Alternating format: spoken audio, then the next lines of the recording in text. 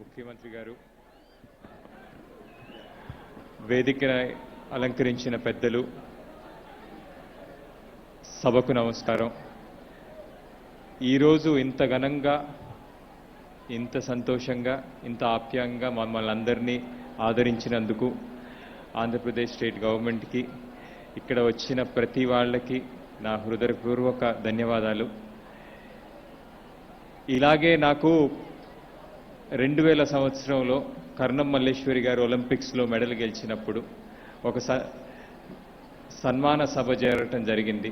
ఆ సన్మాన సభలో నేను చిన్నపిల్లలు ఇక్కడ చాలామంది చూస్తున్నాను, అలా చిన్నపిల్లలాగా నేను ఒకడిని కూర్చొని ఉండి ఆ రోజు అనుకున్నాను, నేను కూడా ఏదన్నా రోజు ఇలానే ఒక సన్మానం చేయించుకుంటే ఎలా ఉంటుంది అని.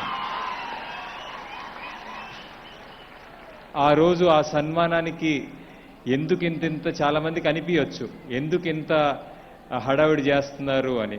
కానీ నాకు అనిపించింది, ఆ రోజు నాకు తెలిసింది చంద్రబాబు నాయుడు గారు ఆ రోజు ఆ సన్మాన సభ ఎందుకు చేశారు అని. ఎందుకంటే ఆ ఇన్స్పిరేషన్ ఏదైతే ఉందో వాటిలోంచే పుట్టింది నా ఆల్ ఇంగ్లాండ్ ఛాంపియన్షిప్ కానీ నా ఇది కానీ.